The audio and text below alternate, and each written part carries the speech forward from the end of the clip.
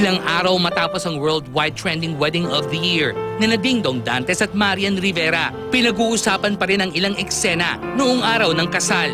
Isa na rito ang naganap na pagbabati na Chris Aquino at Ay de las Alas. Eksklusibong nakuna ng StarTalk ang pagkakaayos ng magkaibigan. Please offering ako na lang. Mahal din na natin ang isa't isa.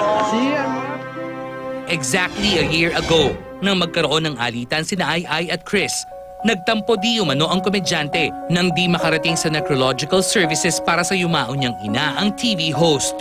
Love na. Ewan ko sa Bernard. Ang kulit, to. Ang kulit na. Ano ba? Wala kang kasama. Si Milo. Kasama siya. Huli ha. O paano yan? Bigay ko sa guard muna. Tapos ibabalik sa'yo. Pero alam ko lang. Ang tinutukoy na reconciliation gift ni Chris for her friendship was a necklace with 3 pendants depicting the Virgin Mary. Ipinost ng showbiz reporter na si Ogie Diaz ang larawan ng pintas on Instagram. Quoting the comedian, Diaz wrote and we quote, "Talagang pinag-adya ng Diyos ang pagkikita namin dahil nagtampo ako sa kanya December 30 last year yon na namatay ang nanay ko. Tapos ngayon, saktong 1 year na yon at okay na kami." Unquote. Sa sispasan ang buhay natin. Sabi nga sa akin ni Brother Bo, sometimes, kasi sa age ko ngayon, sa second part of my life na eh. Kumbaga parang sa play, first part, the second part, now is the second part of my life. Sabi niya, it's more compassion, more love, more happiness. Yung mga bagay na pwede na natin. Congratulations, Chris! Maliban kay Ay, tila in good terms na rin si Chris sa nabalitang boyfriend nito na si Quezon City Mayor Herbert Bautista. Sinurpresa kasi ng alkalde ang TV host nang bisitahin niya ito sa kanyang bahay last December 28. Magkaroon kaya ng part 2 ang interrupted romance ng dalawa? Pero ito kayo magka-part 2 ni May?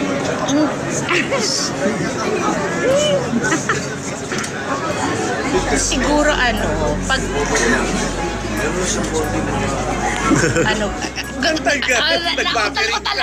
Nag-buffering. Oo. Humina ang wifi bigla. Hindi maka... No, I think pwede ba? It's not for me to decide. Kasi 'di ba, ako walang problema sa side ko eh. Walang problema sa mga kapatid ko. Wala akong problema sa mga anak ko. So siguro yung sa kanya.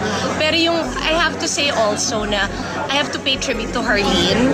Kasi siya talaga yung gumawa ng paraan para maging friends kami ulit ng kuya niya. Kasi yun, naramdaman ko na she was so good to me. She even visited me sa shooting. Nagpadala siya ng food. May regalo siya sa akin. Yung parang sabi ko nga,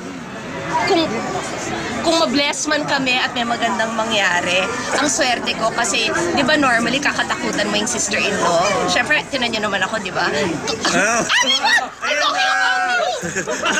Ayoko na magsalita! Ayoko! Ayun! Ano ba yung sister-in-law? Ayoko na! Gusto kabalikan kayo? Wala. Kahit ako nalulat ako sa Pero at least okay naman. Okay naman. Barkada, gano'n. Kaibigan. Okay, thank you pa. Samantala, sa unang pagkakataon mula nang masangkot sa kontrobersya, nagkita-kita sa nasabing event sina Katrina Halili, ang magkasintahang Vicky Bello at Hayden Coe Jr. Gayunman, walang pag-uusap na naganap dahil tila mas busy pa si Hayden sa pag-aayos ng buhok ni Dr. Bello.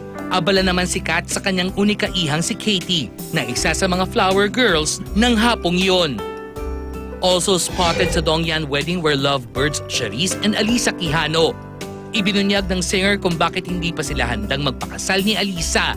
Siyempre gusto ko munang makatapos siya ng pag-aaral at gusto ko naman na yung stable na talaga yung bang tapos na yung responsibility namin sa family namin bago kami mag-start yung sarili talaga namin. So yun yung focus namin sa life right now.